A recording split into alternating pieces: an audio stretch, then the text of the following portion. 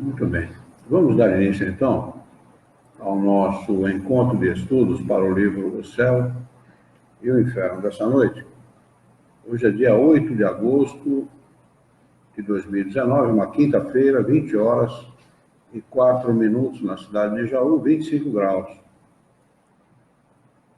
Estamos transmitindo o nosso encontro de estudos diretamente da Associação Jauense de Estudos Espíritas, localizada na cidade de Jaú, estado de São Paulo, Brasil. Estão conosco pela internet a Sueli, a Valdirene, a Mari, o Alan, a Ana Maria, a Regina Carvalho e o meu querido primo e amigo Vladimir Tolizano. Está mandando um olá para você. Pelo YouTube, a Maria Goretti Armínio e a Bernadette Magili, todos desejando uma boa noite a todos.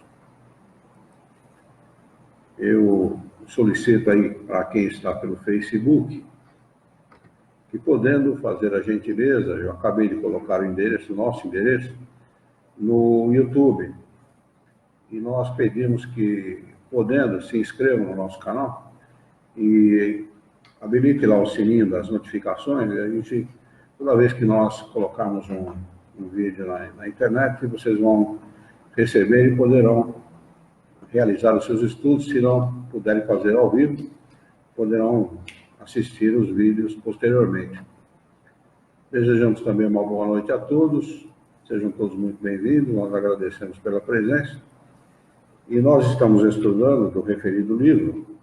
O livro é O Céu e o Inferno, ou A Justiça Divina segundo a doutrina espírita. Nós estamos no capítulo 3. Perdão.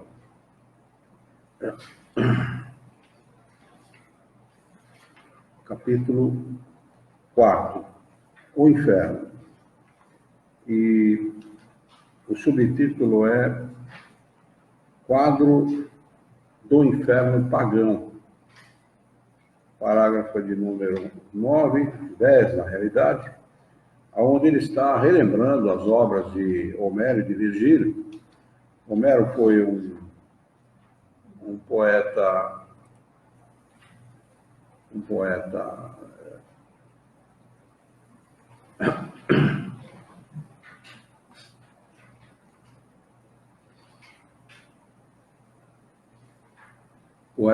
Virgílio foi um poeta romano e Homero foi um poeta grego.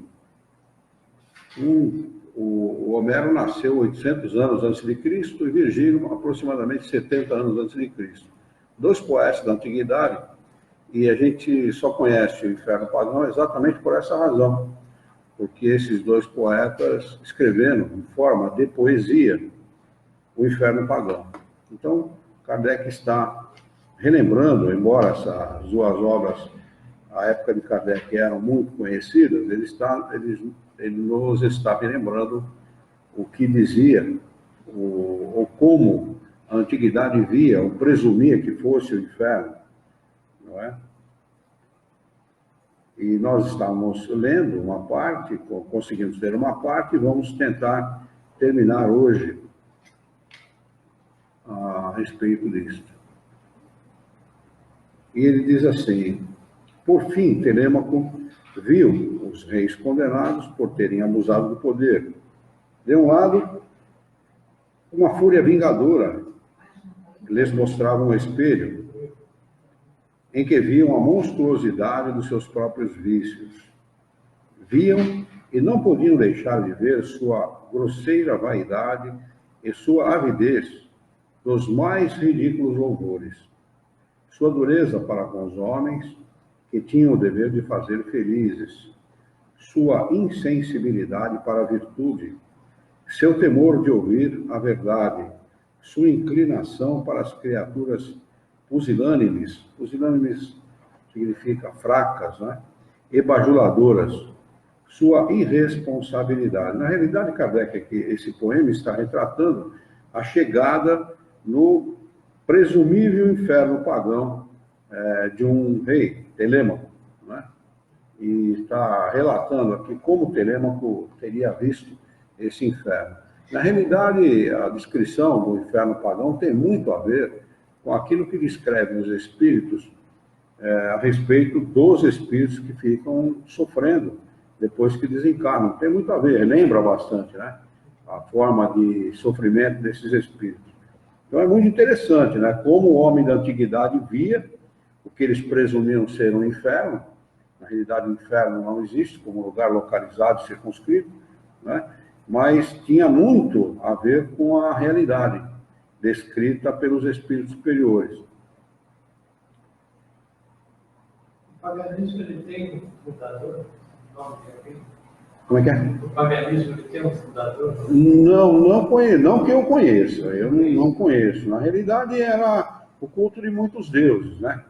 Quer dizer, isso deve ter provavelmente origem naqueles templos, né, da antiguidade, onde, para tentar explicar o cuidado que um Deus, uma potência, teria com determinada coisa, eles criavam um Deus para cada situação, porque eles entendiam que um Deus só não era suficiente para cuidar de tudo. Havia um que comandava todos os deuses, mas precisava de um Deus para cada coisa. Mas até onde eu sei, não houve propriamente um criador. Até onde eu sei.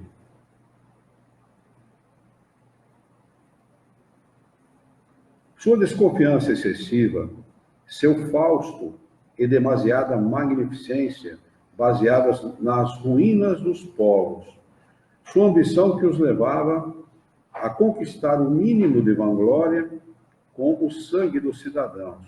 Enfim, sua crueldade de procurar cada dia novas emoções por entre as lágrimas e o desespero de tantos infelizes. Eles se viam nesse espelho permanentemente. Viam-se mais horríveis e mais monstruosos do que a quimera vencida pelo Belo-Horizonte, ou a Hidra de Lerna, abatida por Hércules, ou mesmo Cérbero, vomitando por suas 3 goelas escancaradas um sangue negro e venenoso, capaz de empestar toda a raça dos mortais que vivem na Terra. É interessante, né? Tá um quadro assim exagerado, né? Aparentemente exagerado, mas é assim que os espíritos se veem mesmo, depois que desencarnam, quando cometem atrocidades, é assim que eles se veem mesmo, né? Acaba a própria culpa acaba desencadeando na imaginação do espírito e na vida dele, durante o estado dele em estado de erraticidade, sem corpo físico, acaba desencadeando quadros horríveis mesmo, porque ele se julga perseguido, ele se julga punido, para ele jamais ele vai sair daquela situação, aquela situação é permanente. O inferno da antiguidade era considerado eterno, né? Então, é muito interessante. Como se fosse inferno. Exatamente, porque é uma situação muito dolorida, muito sofrida, né? E chamou-se, deu a isso o nome de inferno, né? Porque não tem muita diferença para esses espíritos que cometem atrocidades, para os espíritos que cometem... A diferença é que não é eterno. A diferença é que não existe a eternidade no inferno, ele é temporário, né? E que há a possibilidade da remissão da pessoa que cometeu essas atrocidades. Ela vai ter outras oportunidades, em outras encarnações, e vai ter a possibilidade de recuperar o tempo perdido, né? Quer dizer, a oportunidade sempre virá. Mas ele tem que passar por essa situação, ficar nessa situação, para ele avaliar que ele não deve cometer isso contra o seu próximo. Analisando desse lado, as provas bem mais fáceis do que as expiações. As provas em estado físico, encarnado, muito mais fácil. Muito mais fácil e mais, assim, suaves de serem cumpridas. Ele está numa situação assim, que ele vem passar aqui, vai ser bem mais leve. Bem mais leve. E bom que a gente não entra, né? Hã? Bom que a gente não lembra. A gente já deve ter passado por muitas dessas e não lembra, né? Ainda bem que não lembra, já imaginou? A gente lembrar das pessoas que você cometeu coisas erradas contra a pessoa, desfalcado financeiramente alguém, ou matado, né? Prejudicado, enganado. Quando a gente vê na realidade isso e vê em filmes, já causa uma sensação ruim. Não causa. Claro, é evidente, ninguém gosta de ver esse tipo de coisa, né? Mas essas atrocidades que ele está relatando aqui acontecem até hoje em dia, né? Até hoje, né? Porque o povo ele é usado como massa de manobra até hoje, né? Não se usa mais para a guerra, como era naquela época, mas se usa para alcançar outros objetivos, né? Da mesma maneira, à custa do sofrimento, da miséria, da fome, da violência, etc. Então ele continua dizendo a respeito do poema o seguinte: de outro lado, ao mesmo tempo, outra fúria lhes repetia de maneira insultuosa todos os louvores que os aduladores lhes fizeram em vida, e mostravam-lhe outro espelho no qual se viam tais como os aduladores os haviam pintado. A contradição desses dois quadros, tão opostos, constituía um suplício para a sua vaidade. Notava-se que os piores entre esses reis eram os que haviam recebido as homenagens mais magnificentes durante a vida. Porém, os maus são mais temidos que os bons e exigem, sem pudor, as mentirosas reverências dos poetas e dos oradores do seu tempo. Ouviam-se os seus gemidos nas profundezas das trevas, onde eles não podiam perceber outra coisa além dos insultos e das ironias que deviam sofrer. Nada tinham ao seu redor que não os repelisse e contradissesse, confundindo-se, enquanto na terra se aproveitavam da vida dos homens, supondo que todos existissem somente para os servir. No Tártaro, eles são entregues aos caprichos de alguns escravos, que os submetem, por sua vez, a uma servidão cruel. Têm de servir sofrendo, e não lhes resta nenhuma esperança de poder abrandar jamais o seu cativeiro. Ficam sujeitos aos golpes desses escravos, transformados em seus tiranos impiedosos, como uma forja sobre os golpes dos martelos de Cíclopes, quando Vulcano os apresa no trabalho dentro das ardentes fornalhas do Monte Etna. Telêmaco viu então semblantes pálidos, consternados e hediondos. É que uma tristeza negra corrói esses criminosos. Eles têm horror de si mesmos e não podem livrar-se desse horror como se ele pertencesse à sua própria natureza. Não necessitam, assim, de outro castigo para suas faltas, que as próprias faltas que vêm sem cessar em toda a sua enormidade, apresentando-se a eles como horríveis espectros que os perseguem. Vocês perceberam que está em itálico essa parte, esse último parágrafo que eu li? Não necessitam, assim, de outro castigo. Está vendo? Está em itálico? Está em caractere diferente? Exatamente para chamar a atenção, porque é isso exatamente que acontece com os espíritos em estado de erraticidade. Fica se repetindo a cena constantemente, a cena daquilo que eles fizeram, constantemente, para puni-los naquilo que puni-los, para chamar a atenção do espírito para que ele não faça mais, não cometa mais as atrocidades que cometeu na última encarnação, né? E aquilo soa para o espírito como uma punição, né? Na realidade, nada mais é do que consequência, né, daquilo que ele fez. Para se livrarem disso, buscam outra morte, mais poderosa que aquela que os separou de seus corpos. No desespero em que se encontram, esses reis clamam pelo socorro de uma morte que pudesse extinguir dele todos os sentimentos e toda a consciência. Isso aqui devia estar em itálico também, porque esse é o grande problema do espírito. O espírito não tem um momento de trégua no sofrimento. É lucidez em tempo integral. Ele fica vendo aquilo repetidamente, constantemente, sem trégua. Ele pede uma segunda morte, é isso, né? Aqui, ó. E eu acredito que isso deve acontecer com os encarnados mesmo. Realmente. Sofrimento atroz, né? Ele pede que nenhum, uma pessoa que esteja sofrendo muito, ele pede para morrer. Dá um tiro na minha cabeça, faz alguma coisa, né? A pessoa não suporta o sofrimento, fica duro, fica difícil. Hã? Meu pai ficou pedindo. Eu conheço muita gente que fez Ela isso. com dores terríveis na inconsciência, com as dores terríveis, ele pedia a Deus, me leva. Leva que eu não aguento mais. Isso é horrível. É um país, eu não lembro aonde, que foi institucionalizado o direito da eutanásia. Eu não lembro agora que país é, mas foi dado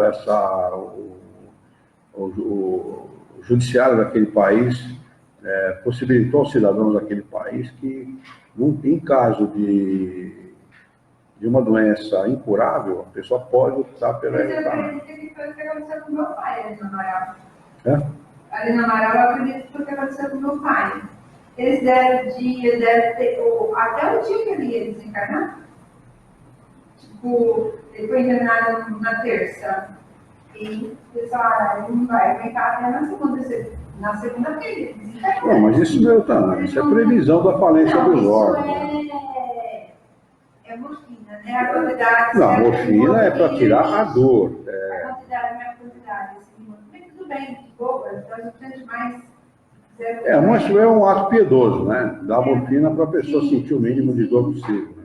É que é claro que isso tem consequências para o coração, tem consequências para o fígado, tem consequências para os rins.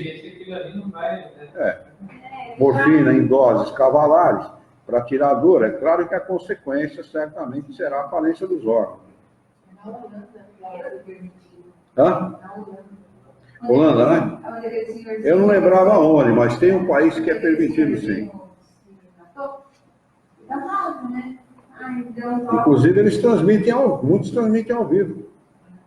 Dá a injeção no sujeito, o sujeito apaga. Vai acontecer assim, assim, assim agora e tal. Quer dizer, ele não sabe o que ele está fazendo contra ele. Ele não sabe o que está fazendo. Se ele soubesse a responsabilidade que ele está assumindo perante o Criador, tanto o médico que faz, quanto a pessoa que perde. Mas, por um outro ângulo, olhando por um outro lado, quando a gente vê que a maioria das pessoas que estão ali, eu acho que 2 semanas, eu fiquei no ar, você vê pessoas sofrendo pra caramba, e pobre não tem condições nem de comprar os remédios que são caros. Então eles sofrem muito. No meu país, a gente tem condições de comprar. Mas em comparação com esse sofrimento descrito aqui no inferno pagão, nem comparação. Quer dizer, é preferível aceitar aquilo que a vida impõe, aquilo que a circunstância impõe, e procurar resignadamente cumprir com aquela situação da melhor maneira possível, de preferência sem reclamar, para que o nosso espírito esteja bem. Esse é o objetivo. Quiser, nós temos o livre-arbítrio. Quiser fazer o inverso também é problema de cada um. Agora vai ter que acabar com a responsabilidade. Com certeza. Os médicos, eles fazem algumas coisas assim, mas eu nem os critico, porque tem pessoas que não têm condições. Eu acho que não tem o direito de fazer. Eu julgo que não tem o direito de fazer, não. O direito sobre a vida cabe ao Criador. É o único que tem esse direito. Eu acho que é tipo mais uma força daquela pessoa acabar com aquilo, né? Nossa. Vamos lá, eles seguem dizendo o seguinte: pedem aos abismos que os traguem para escaparem aos raios vingadores da verdade que os perseguem, mas estão condenados à vingança que se destila sobre eles gota a gota e que jamais cessará. A verdade que eles temiam ver é agora o seu suplício. Eles a veem e só têm olhos para vê-la, erguendo-se contra eles. Essa visão os trespassa, os destrói. Deixa eu ver aqui se alguém escreveu alguma coisa aqui. A Dani entrou. Hã? A Dani. Não entendi. A Dani. O que tem? Ela estava. Eu não estou vendo a Dani aqui, não está aparecendo para mim. Ela está no Facebook. Não está aparecendo no Facebook para mim. Para mim tá. Muito bem, vamos lá. Essa visão os trespassa, os destrói, os arranca de si mesmo. É como um raio que, sem nada destruir ao redor, penetra até o mais fundo das suas entranhas. Entre essas coisas que lhe faziam eriçar os cabelos, teremos por fio muitos antigos reis da Lídia, que eram punidos por terem preferido os deleites de sua vida folgazã ao trabalho para a melhoria dos povos, que deve ser inseparável da realeza. Os reis reprovam uns aos outros a sua própria cegueira. Um dizia ao outro, que tinha sido seu filho: não te recomendei frequentemente durante a minha velhice e antes de morrer que reparasses os males que pratiquei na minha negligência? Ah, infeliz pai, dizia o filho, foste tu que me perdeste. Foi o vosso exemplo que me sugeriu o Fausto, o orgulho, a voluptuosidade e a dureza de coração para com os homens.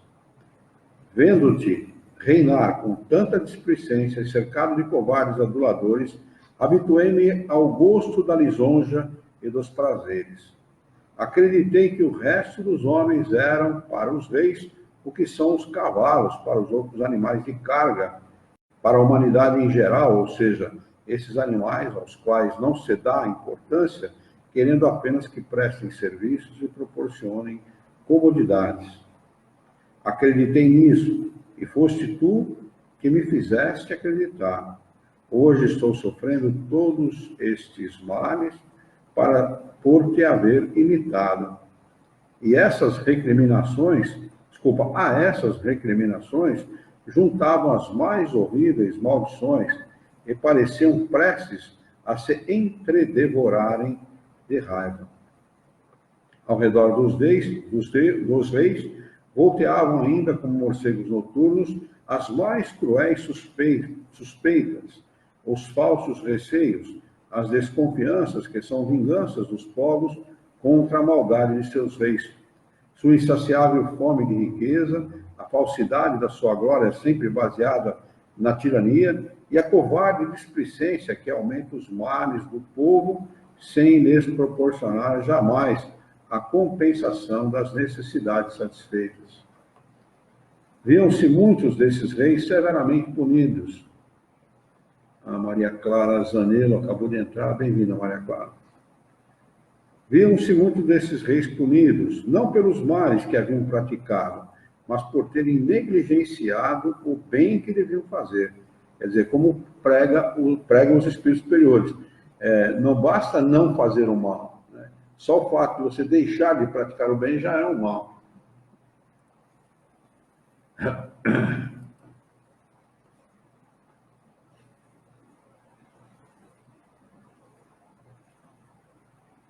Todos os crimes dos povos que decorrem da negligência na observação das leis eram imputados aos reis, que deviam ter como seu ministério fazer que as leis reinassem.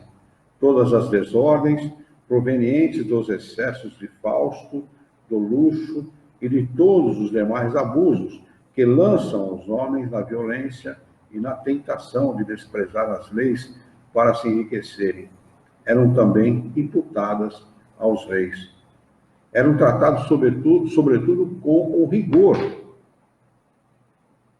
os que, em lugar de serem bons e vigilantes pastores do povo, só haviam pensado em devorar o rebanho como lobos insaciáveis. Mas o que mais consternava Telêmaco era ver, nesse abismo de trevas e maldades, grande número de reis que haviam passado pela terra como soberanos muito bons e estavam condenados às penas do Tártaro por se terem deixado governar por homens maus e hipócritas. Esses eram punidos pelos males que haviam permitido que fossem feitos sob sua autoridade. De resto, a maioria desses reis não haviam sido bons nem maus. tamanha era a sua fraqueza. Jamais haviam receado conhecer a verdade, pois não possuíam o gosto da virtude e nunca sentiram prazer de praticar o bem. Agora Kardec vai fazer aqui uma espécie de comparação, então, uma descrição do inferno cristão, para a gente ter uma ideia, né? Fazer a comparação, né? Entre o inferno cristão e o inferno pagão. E, segundo o próprio Kardec, é mais cruel o inferno cristão do que... Na realidade é chamado de inferno cristão, mas o Cristo não pregou isso, né? Isso é coisa criada pela Igreja Católica. E ele diz aqui no parágrafo de número 11, resumimos nas citações seguintes a opinião dos teólogos sobre o inferno.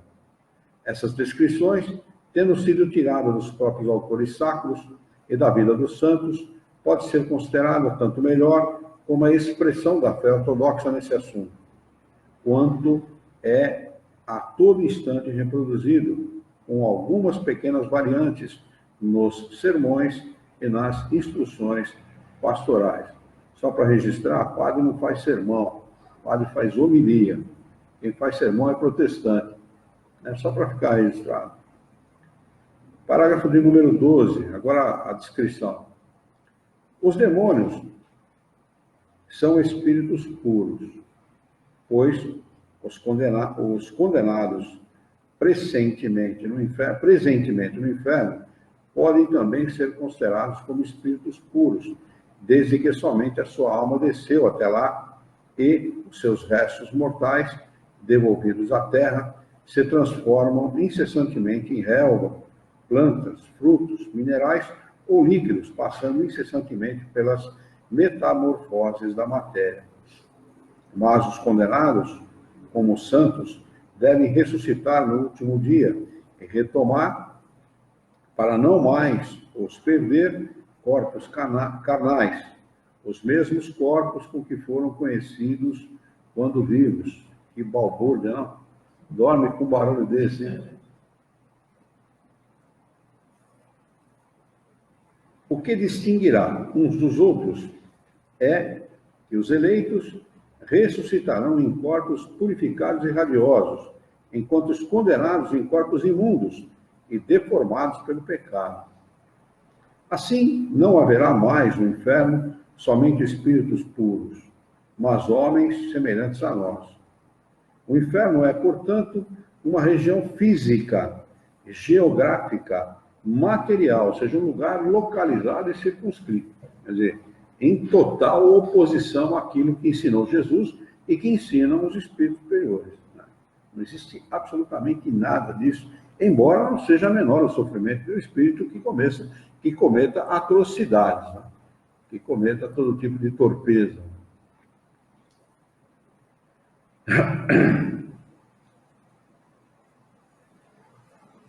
O inferno é, portanto, uma região física, geográfica, material, desde que será povoado por criaturas terrenas, com pés, mãos, bocas, línguas, dentes, orelhas, olhos semelhantes aos nossos, com sangue nas veias e nervos sensíveis à dor. Ele põe o cara para sofrer mesmo. Né? Não tem moleza para o piano. Físico, totalmente. Onde está situado o inferno? Dizem os teólogos, perguntam os teólogos. Alguns doutores o colocam nas próprias entranhas da terra. Outros em não sabemos que planeta. A questão não foi resolvida por nenhum concílio. Ficamos, nesse caso, reduzido às conjecturas. A única coisa que se firma é que o inferno, onde quer que esteja situado, é um mundo constituído de elementos materiais.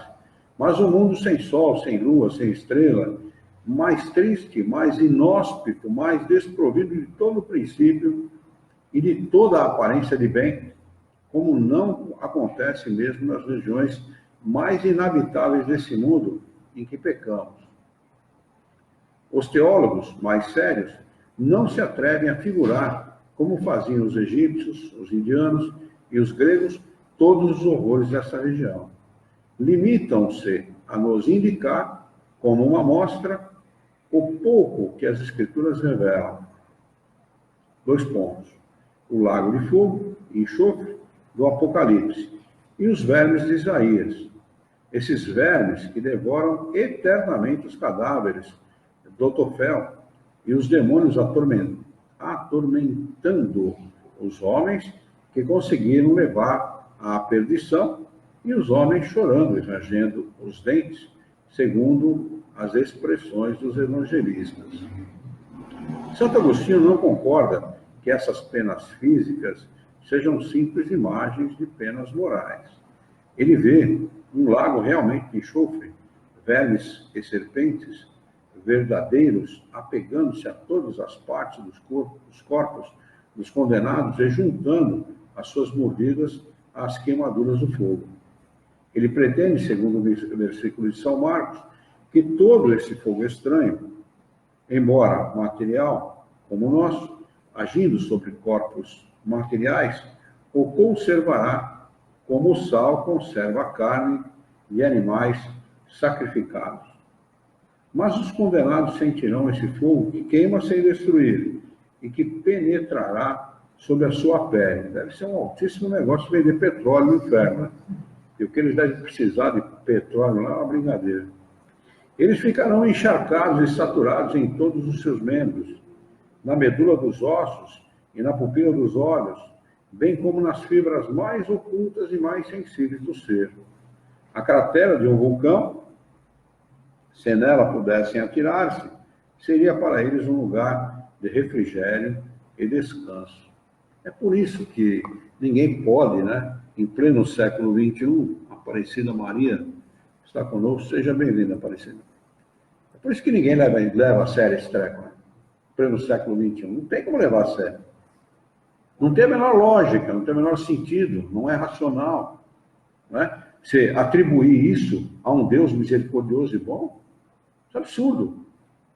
Não tem a menor lógica, não há como entrar. É por isso que essa descrição faz muito mais ateus do que crentes. Assim falam com toda a segurança os teólogos mais tímidos, mais discretos e reservados. Não negam, aliás, a existência no inferno de outros suplícios corporais.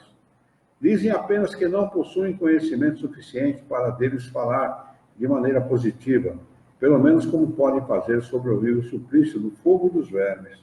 Mas há teólogos mais espertos ou mais esclarecidos que descrevem o inferno com mais detalhes, mais variados e mais precisos. Embora não saibam em que lugar do espaço está situado o inferno, há santos que os viram, que o viram. Não foram até lá com a lira nas mãos, como Orfeu, ou a espada em punho, como Ulisses, mas transportado em espírito. Santa Teresa pertence a esse número. Tem-se a impressão, pelo relato da santa, que há cidades no inferno.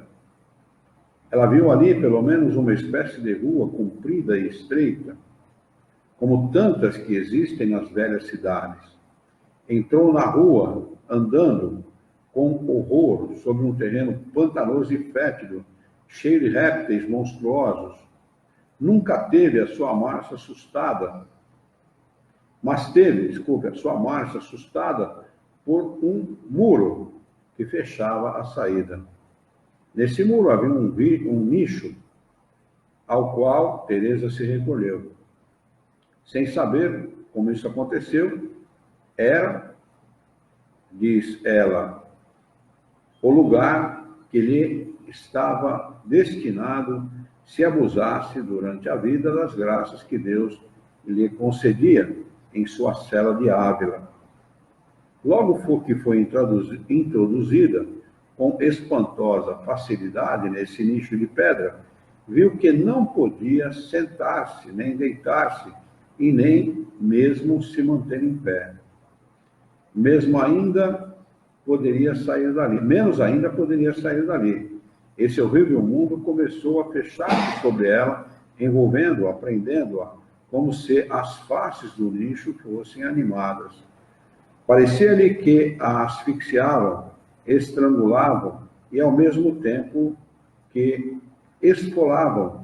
que a esfolavam viva e a retalhavam em fatias. Sentia-se queimar e experimentava simultaneamente todas as formas de angústia. Nenhuma esperança de socorro. Tudo ao seu redor era trevas, mas através dessas trevas ela ainda percebia com assombro a horrorosa rua em que se alojava, em que estava alojada, com toda a sua imundície, o que também lhe era intolerável, como o aperto da sua prisão. Essa não há dúvida, apenas um cantinho do inferno. Outros viajores espirituais foram mais favorecidos. Viram no inferno grandes cidades inteiramente incendiadas. Babilônia, Nínive, a própria Roma, com seus palácios e seus templos abrasados e todos os habitantes acorrentados. Os traficantes presos aos seus balcões, os padres reunidos com as cortesãs nos salões de festas, urrando nas suas cadeiras, das quais não podiam levantar-se, e levando ao lábio para matar a sede taças de que saíam chamas. Criados de joelhos em cloacas ferventes, de braços estendidos ante príncipes de cujas mãos escorriam sobre ele, em forma de lavas devoradoras, ouro derretido. Outros viram no inferno planícies ilimitadas, onde camponeses famintos, nada colhendo de suas estéreis plantações, nessas planícies regadas pelos seus suores fumegantes, e como nada podiam encontrar, se entredevoravam. Depois, tão numerosos como antes, magros e famintos, da mesma maneira, eles se dispersavam em bandos no horizonte, procurando inutilmente um lugar de terras mais felizes e sendo imediatamente substituídos nos campos que abandonavam por outra colônia errante de condenados. Há os que viam no inferno montanhas cercadas de precipícios e florestas soluçantes, de poços sem águas, de fontes de lágrimas, de rios de sangue, de turbilhões de neve em deserto de gelo, de barcos cheios de desesperados vagando sobre mares sem praias. Viram sem fim todas as coisas que os pagãos haviam visto. Um reflexo tenebroso da terra, uma projeção desmesuradamente aumentada de suas misérias, dos seus sofrimentos naturais eternizados e até calabouços, forcas e outros instrumentos de torturas criados por nós mesmos.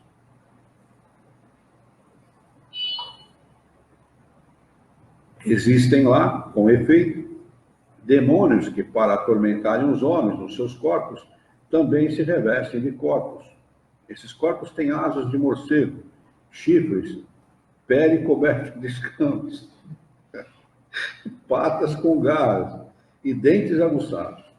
São mostrados armados de espada, de tenazes, de pinça, de serra em fogo, de grelhas, de garfos, de foles, de martelos ardentes, e trabalhando pela eternidade na carne dos condenados, como açougueiros e cozinheiros. Às vezes, transformados em leões ou em enormes serpentes, arrastam suas vítimas para cavernas solitárias.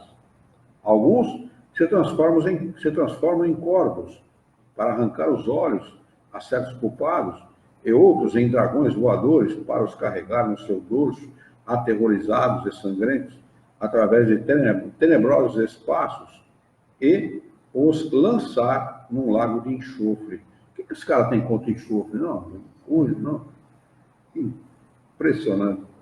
Ali há nuvens de gafanhotos, coitado do gafanhoto, de escorpiões gigantescos, cuja vista produz calafrios e cujo odor provoca náuseas, que o simples tocar com os dedos produz convulsões. Lá, monstros de muitas cabeças, para todos os lados, goelas vorazes, sacudindo as disformes cabeças os condenados em suas mandíbulas sangrentas e os vomitam mastigados. Olha, rapaz, vira chiclete chiclete. Dá reviravolta no estômago. Ah, que coisa. A Patrícia Oliveira entrou, está conosco. Gente, me parece que está com dificuldade para reconectar no Facebook. Vocês que estão por aí, entrem lá no nosso canal no YouTube. Já aconteceu a mesma coisa ontem com a nossa transmissão. Entrem por lá que vocês podem continuar assistindo se quiserem. O cara virar chiclete de demônio é só para a Igreja Católica, né? É por isso que na Idade Média, muita gente morria do coração, porque achava que o demônio, o diabo, estava debaixo da cama dele. Como é que pode, rapaz? Em vez de pregar um Deus misericordioso, bom, né, justo, pregar um troço desse para quê, rapaz? Falando mentira, deslavada. É mentira, isso não existe. É deslavada essa mentira.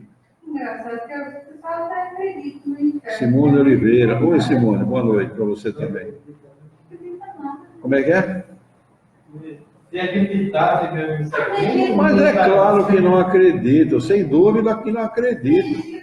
É a instituição mais perniciosa que existe no universo. Existe inferno na minha família. Fala que existe inferno, vocês não têm medo? Sabe o que eles estão fazendo, né? Se por isso, vocês não têm medo? Brincadeira, não. Ah, Vamos lá. não pode. Os condenados são punidos? Peraí, deixa eu ver se eu...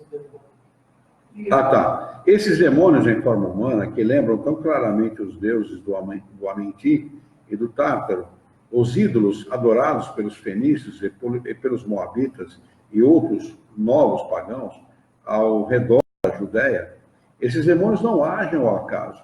Todos têm a sua função e o seu objetivo. O mal que fazem no inferno está em relação com o mal que inspiram e levaram aos homens a praticar na terra. Os condenados são punidos em todos os seus sentidos, e em todos os seus órgãos, porque ofenderam a Deus. É um Deus que se ofende, né? Como se isso fosse possível, né? Uma criação dele, ofendê-lo.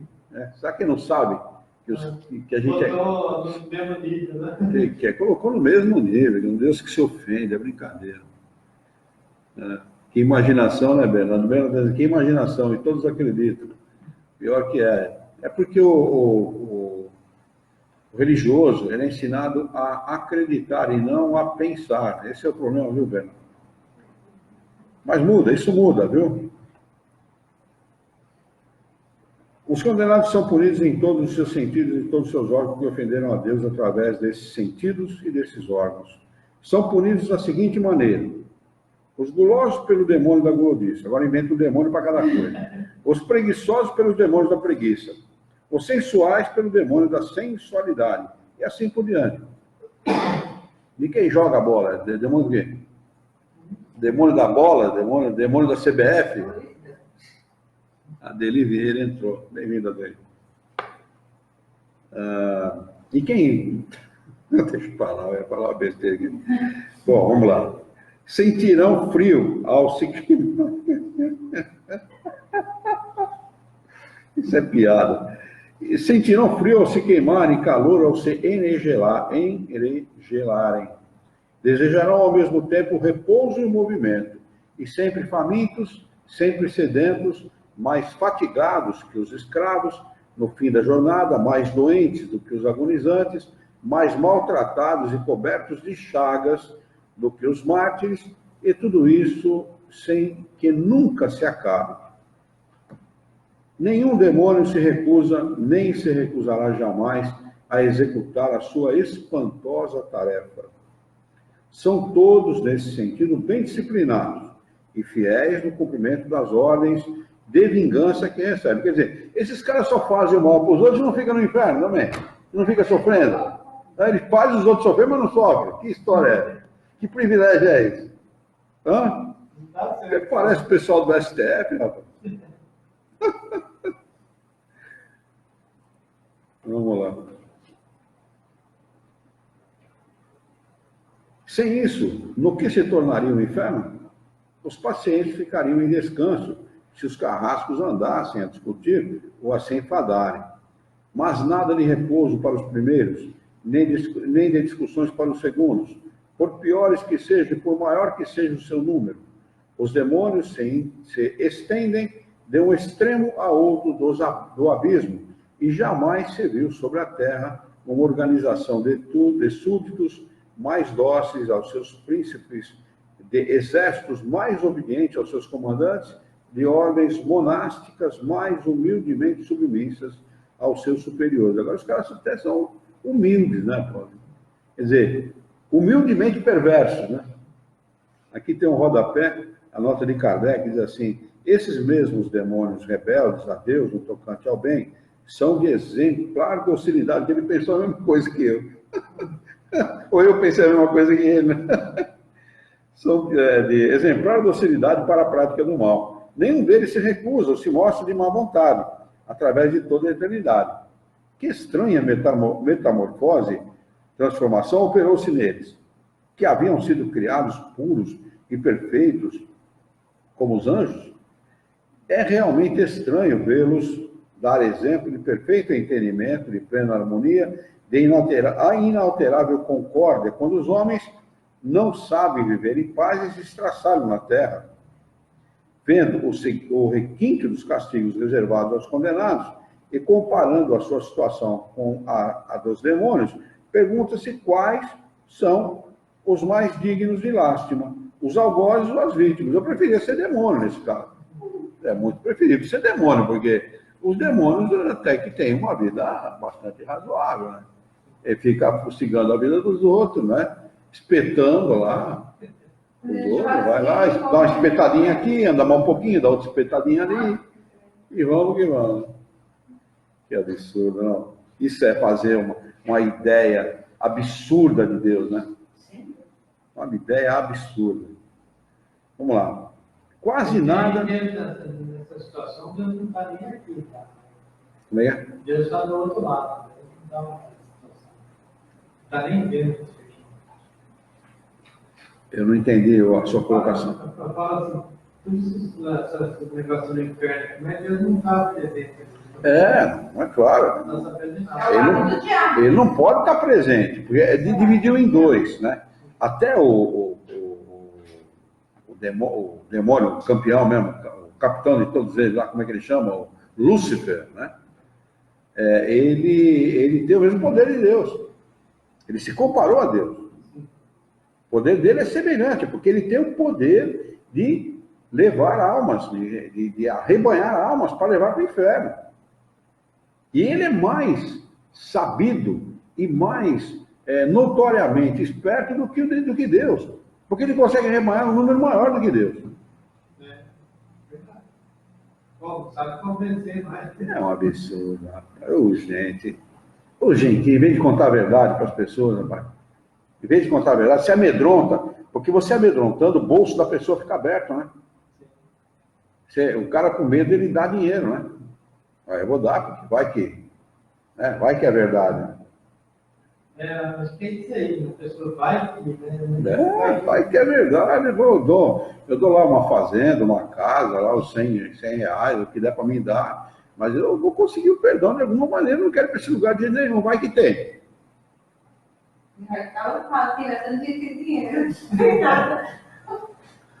Meu pai era um cara sábio, hein? Meu pai era sábio. Quase nada se conhece dos demônios que formam a população do inferno. Esses espíritos vis que constituem as legiões de vampiros e sapos, de escorpiões, de corvos, de hidras, de salamandras e outros animais sem nomes da fauna das regiões infernais. Mas se conhece e sabe-se de muitos dos príncipes que comandam essas regiões. Entre outros, Belfegor, o demônio dos desejos impuros, ou senhor das moscas que produzem a corrupção. Mamum, o demônio da avareza. Moloque, Belial, Balgade e Astrorote, e muitos outros. E acima deles o seu chefe universal, o sombrio arcanjo que tinha no céu o nome de Lúcifer e que tem no inferno o nome de Satanás. O cachorro da da bruxa de 71 também tem esse nome, Satanás. Vai mudar o nome. Mudou o nome? Mudou o nome do cachorrinho da bruxa de 71? Que pena, pô, era tão bonitinho o nome. Não, lá no céu tinha, o nome dele é Lúcifer. Lúcifer, é. No inferno seria Satanás, é. Lúcifer, se eu não me engano, significa filho da luz, ou alguma coisa assim. É. Em resumo, a ideia que nos dão do inferno, considerado em sua natureza física, e quanto às penas físicas que nele existem. Consultai os pais da igreja dos antigos doutores, interrogai as legendas piedosas, olhar as esculturas e as pinturas das nossas igrejas, ouvir com atenção o que dizem os nossos púlpitos, e aprendereis muito mais.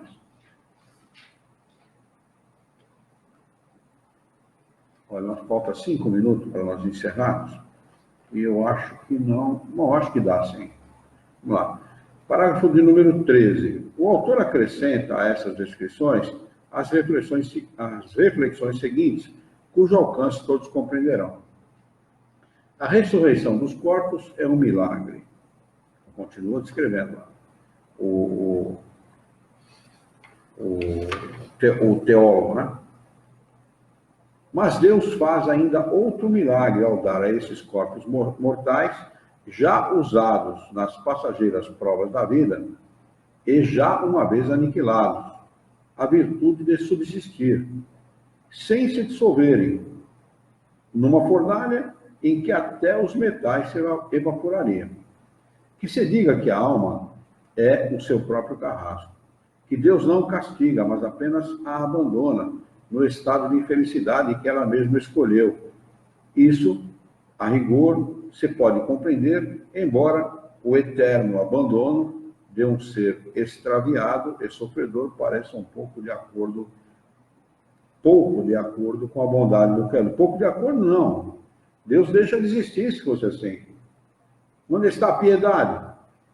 Né? Abandonar a sua criatura, a sua criação, isso é um absurdo. Só pode vir de cabeças de gente maléfica, de gente vil, uma coisa dessa. Mas o que se diz da alma e das penas espirituais não se pode dizer de maneira alguma dos corpos e das penas corporais. Para perpetuar essas penas corporais, não é suficiente que Deus afaste a sua mão, mas é necessário, pelo contrário, que ele a mostre, que intervenha, que haja, sem o que os corpos sucumbiriam. Os teólogos supõem, então, que Deus opera com efeito, após a ressurreição, esse segundo milagre de que falamos. Primeiro, ele retira do sepulcro que os havia devorado, os nossos corpos de argila, e os retira tal como foram enterrados, com suas antigas enfermidades e as deformações produzidas pela idade, pela doença e pelos vícios. Ele as devolve ao seu estado, decrépitos, gulosos, gotosos, até a gota está aí, rapaz, que a gota era um mal danado naquela época, né? Então inventaram de botar a gota aqui. Cheios de necessidades, sensíveis a uma picada de insetos, cobertos pela ferida que a vida e a morte nos impuseram. É esse o primeiro milagre. Depois desses corpos miseráveis, bom, só para lembrar aqui, não é à toa que a ciência não pode concordar com a religião. Não é à toa, pô. Ele nos devolve a esse estado, coberto de ferida, esse é o primeiro milagre. Depois desses corpos miseráveis, prestes a voltarem à poeira de que saíram, ele insufla uma propriedade que eles nunca possuiriam, dando-lhes a imortalidade. Esse mesmo dom que na sua cólera, ou antes na sua misericórdia, ele havia retirado a Adão ao expulsá-lo do Éden. Eis o segundo milagre. Quando Adão era imortal, e portanto invulnerável, deixou de o ser, tornando-se mortal. A morte seguiu-se imediatamente à dor. A ressurreição não nos devolve, pois, nem as condições físicas do homem inocente, nem as condições físicas do homem culpado. É uma ressurreição apenas das nossas misérias, mas com a sobrecarga de novas misérias, infinitamente mais horríveis. E é, em parte, uma verdadeira criação, e a mais maliciosa que a imaginação já se atreveu a conceber. Quer dizer, malícia vem de maldade. Então, Deus é mau, porque ele age com malícia. É, em parte, uma verdadeira criação, e a mais maliciosa que a imaginação já se atreveu a conceber. Deus reconsidera, e para acrescentar aos tormentos espirituais dos pecadores, os tormentos carnais que devem durar para sempre, muda imediatamente, por um efeito do seu poder, as leis e as propriedades por ele mesmo estabelecidas desde o começo para os organismos materiais. Ressuscita as carnes doentes e corrompidas, e reunindo por um nó indestrutível esses elementos que tendem por si mesmos a separar-se, os mantém e perpetua contra a ordem natural nessa podridão viva e a lança no fogo, para não para purificar, mas para conservar tal qual é, sensível, sofredora, sempre queimando, horrível, exatamente como quer que ela se mantenha imortal. Por esse milagre se transforma Deus num dos carrascos do inferno, pois se os condenados só podem atribuir a si mesmos os seus males espirituais, não podem fazer o mesmo com os outros, só atribuíveis a Deus. Era aparentemente muito pouco abandoná-los depois da morte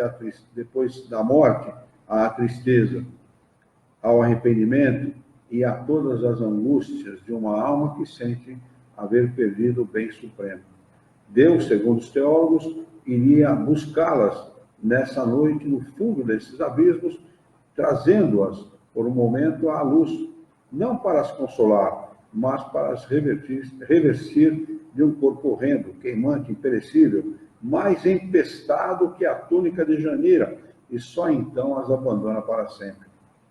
Mas a verdade é que não as abandonará, pois que o inferno subsiste, como a terra e o céu, por um ato permanente da sua vontade, sempre ativa, e tudo se desvaneceria se ele cessasse de o sustentar.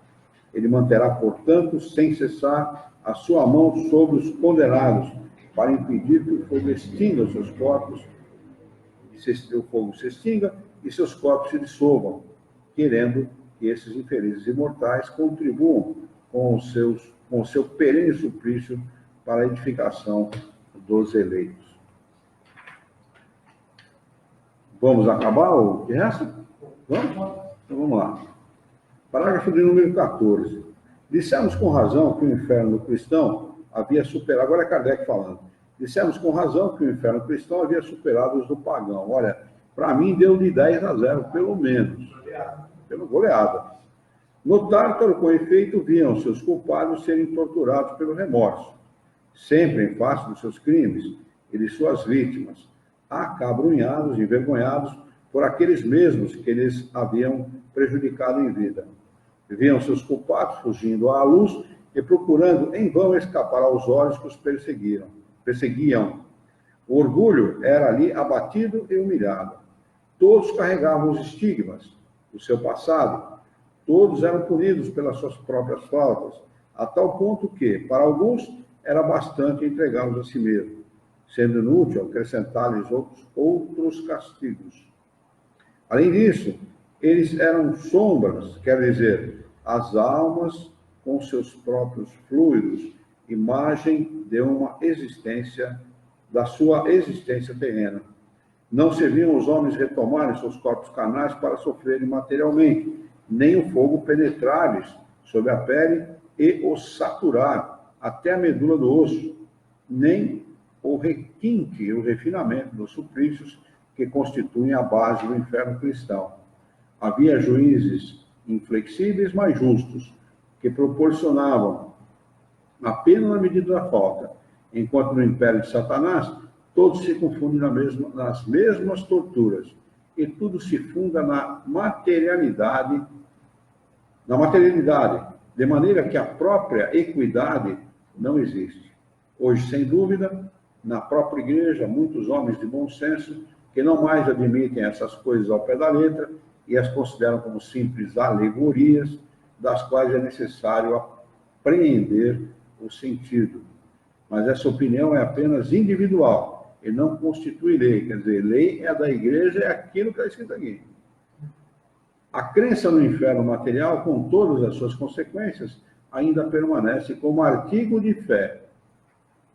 Pergunta-se, como os homens puderam ver essas coisas em estado de êxtase, se elas não existem? Não é este o lugar de explicar a fonte dessas imagens fantásticas que às vezes se produzem com a aparência de realidade? Diremos somente que devemos ver nisso uma prova do princípio de que o êxtase é a menos segura de todas as formas de revelação, porque esse estado de superexcitação nem sempre resulta de um desprendimento completo da alma, como se poderia crer, e nele encontramos muito frequentemente o reflexo das preocupações do estado de vigília. As ideias de que a mente se nutre e que o cérebro, ou melhor, o invólucro perispiritual correspondente ao cérebro, conserva, se reproduzem e amplificam como uma miragem sobre as formas vaporosas que se desenvolvem e se misturam, compondo esses conjuntos estranhos. Os estáticos de todos os cultos sempre viram as coisas em relação com a fé e se apegam, a que se apegam. Não é, pois, de surpreender que os que, como Santa Teresa, se acham fortemente convencidos das ideias do inferno, segundo as apresentam as descrições verbais ou escritas e as pinturas, tenham visões que nada mais são, propriamente falando, do que a reprodução de ideias, produzindo o efeito de um pesadelo. Um pagão cheio de fé teria visto o Tártaro e as fúrias, como teria visto no Olimpo o próprio Júpiter tendo um raio na mão. Aqui tem uma nota do tradutor que diz o seguinte: Kardec antecipa nessa maravilhosa explicação a teoria do condicionalismo à crença de Charles Richer, que Charles Richer reformularia mais tarde na metapsíquica e hoje revivida na parapsicologia. Como se vê, as chamadas novidades parapsicológicas nada mais fazem do que confirmar teses espíritas de há mais de um século, e às vezes de maneira incoerente, contrastando com a explicação espírita, que é sempre clara e precisa. Veja-se esse assunto no livro Nos Limites da Psicologia, do professor Ricardo Musso, Buenos Aires, 1960, e Tratado de Metapsíquica, de Richer, e em Parapsicologia, Hoje e Amanhã, de José Fulano Pires. Vamos marcar aqui o capítulo 5, com a data de hoje. Hoje é dia 8 de 8 de 19. Oi? Os escultores antigamente. Pintavam baseados nisso. Pintavam baseados nessa descrição. Tem a imagem de Santa Teresa chorando, porque ela era uma pecadora. Pintaram ela com aquele pano na cabeça e sem roupa. Nossa. Pintavam e descreviam os quadros e as suas pinturas e esculturas baseados nessas descrições aqui. Tomando isso por verdade absoluta, o que é uma incoerência, um absurdo. Colocar Deus como um cara malicioso. Faça-me um favor. É absurdo.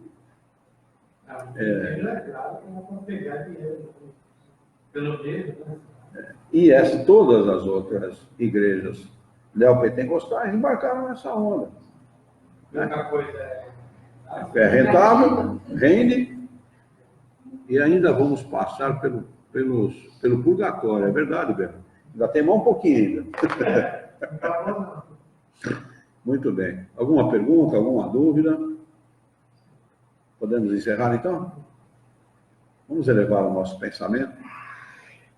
Mentalizar a figura excelsa e amiga de Jesus, nosso mestre, nosso modelo e guia da humanidade, e juntos com Jesus nos dirigir ao Criador, ao Senhor da vida, fonte inesgotável de paz, de amor, de bondade, de misericórdia e, sobretudo, de justiça, para agradecê-lo muito pela oportunidade de aqui estarmos reunidos em seu nome para discutir as questões propostas pelo livro O Céu e o Inferno. Pedimos, Senhor, para que tenhamos bom ânimo, coragem, determinação, ideias renovadas, alegria de viver e muito entusiasmo para que nós possamos trabalhar, sermos úteis à sociedade em que vivemos e, desta forma, dignificar a vida. Auxilia-nos ainda, dá-nos a força e a coragem necessárias para que nós possamos honrar a nossa existência por um profundo e sincero respeito pelo nosso próximo. Em teu nome, em nome de Jesus, em nome dos bons espíritos, em nome do nosso diretor espiritual e de sua equipe, nós declaramos encerrado o nosso encontro de estudos dessa noite, e que assim seja.